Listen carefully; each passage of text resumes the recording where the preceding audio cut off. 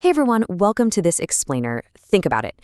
Every time you hook up to Wi-Fi, pair your favorite Bluetooth headphones, or just stream a video on your phone, you're actually relying on technology whose incredibly chaotic origins trace back to one single guy, Guglielmo Marconi. Today, we're going to uncover the really complex, absolutely fascinating, and honestly, sometimes controversial story behind the man universally recognized as the father of radio. We're stripping away the simple myths and digging straight into the source material. We're going to explore how a wild mix of brilliant synthesis, relentless ambition, and just unprecedented global scale changed human communication forever. All right, let's dive right in. So who really invented the radio? Sounds like a super simple trivia question, right? Well, the answer is actually anything but simple, and it's going to serve as our main guide today. We generally have this romanticized idea of a lone genius locked away in a lab, pulling some world-changing invention totally out of thin air.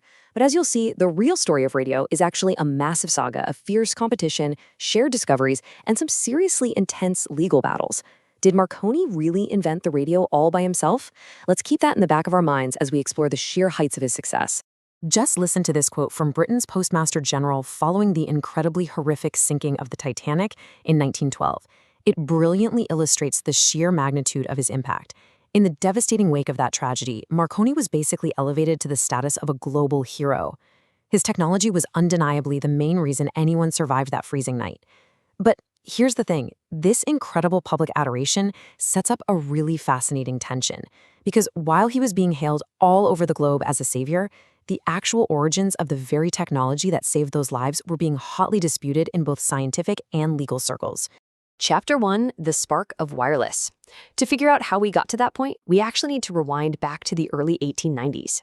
While established physicists were mostly treating these invisible electromagnetic Hertzian waves as just fun little laboratory curiosities, a young Marconi looked at them and saw something completely different.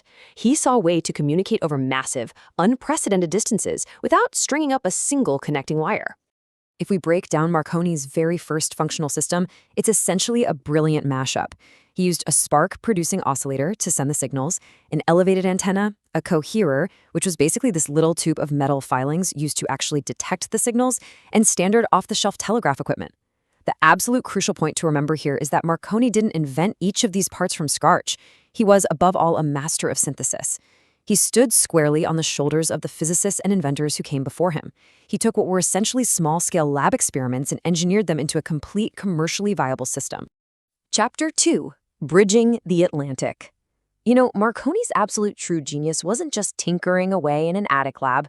It was his relentless, borderline obsessive entrepreneurial drive. He knew that to make this technology actually matter, he had to scale it up. So he packed up his equipment and traveled to London in 1896 to prove its worth to the rest of the world. And boy, did he scale it. We're talking phenomenal leaps here. Originally, experts like Oliver Lodge figured radio waves were maxing out at about half a mile, tops. But Marconi discovered that if he elevated his antenna higher and grounded his transmitter and receiver, he could push that to 2 miles, pushing the signals straight over hills. But here is the crazy part. Most scientists back then fully believed radio waves traveled strictly in straight lines, meaning they'd just shoot straight off into space because of the Earth's curvature. Well, Marconi totally ignored them. In December 1901, he set up a receiver in Newfoundland, Canada, and successfully picked up the Morse code letter S, transmitted all the way from Cornwall, England. That is a mind-boggling leap to 2,200 miles, completely shattering physical boundaries and the expectations of literally the entire scientific community. Chapter 3, The Titanic Rescue. The absolute ultimate proof of Marconi's commercial vision played out on the ocean. He started aggressively building high-powered stations on both sides of the Atlantic, providing not just the equipment, but the actual operators to massive ocean liners. And the sheer necessity of this tech was proven in the most tragic way imaginable. 58 miles. That's the crucial number here. When the Titanic hit that iceberg, it was completely isolated in the middle of a dark, freezing ocean. The closest rescue ship, the Carpathia, was exactly 58 miles away. Without Marconi's wireless telegraphy system, the Carpathia literally would never have known the Titanic was in distress. It is highly, highly likely that no one would have survived. The frantic signals sent out by the Titanic's wireless operators, who, by the way, were actually direct employees of the Marconi Company, were the single bridge across that terrifying 58-mile gap. Chapter 4. The True Inventor. So as his commercial empire scaled up to these unprecedented heights, the intellectual friction, well, it skyrocketed right alongside it. Competitors and scientists started waving their hands and pointing out that the individual puzzle pieces Marconi put together actually belonged to other people. A really prime example of this is the so-called Italian Navy coherer scandal. Remember that mind-blowing 1901 transatlantic signal we just talked about? Well, to actually pick up that ultra-faint signal, Marconi relied on a very specific, self-restoring mercury detector. The ensuing controversy revealed that this absolutely crucial detector was actually based on an apparatus devised by Sir J.C. Bose, a professor over in Calcutta, who had clearly published his work earlier, back in 1899. Marconi had apparently acquired a version of it from an Italian Navy lieutenant. He then patented a variation of it under his own name and initially failed to give Bose any acknowledgement for the foundational work, which, as you can guess, led to a massive scandal in the scientific press of the day. And honestly, that wasn't just an isolated incident.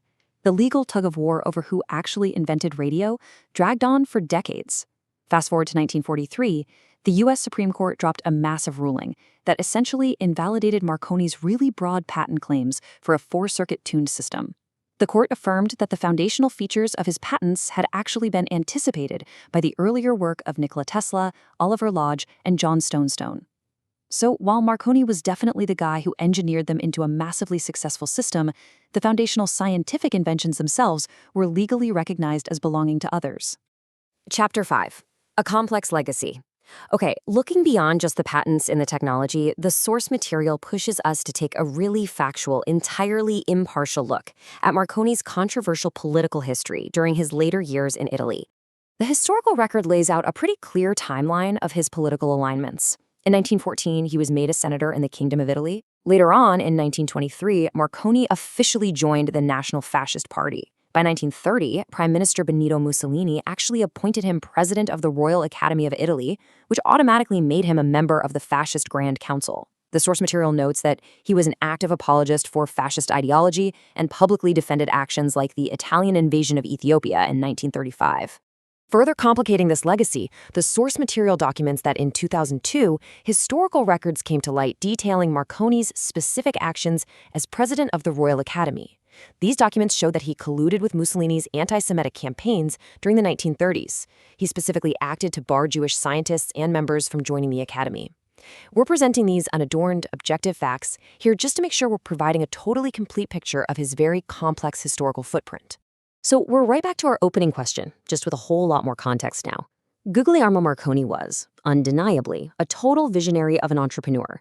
He took these weird laboratory curiosities, synthesized them into a working system, and pushed the scale of communication right past the boundaries of what anyone thought was even physically possible. And he definitely saved lives in the process. Yet, the foundational science relied super heavily on the uncredited or prior work of figures like Bose, Tesla, and Lodge. Plus, his later life was deeply, deeply entangled with a controversial political regime. So I'll leave you to ponder this.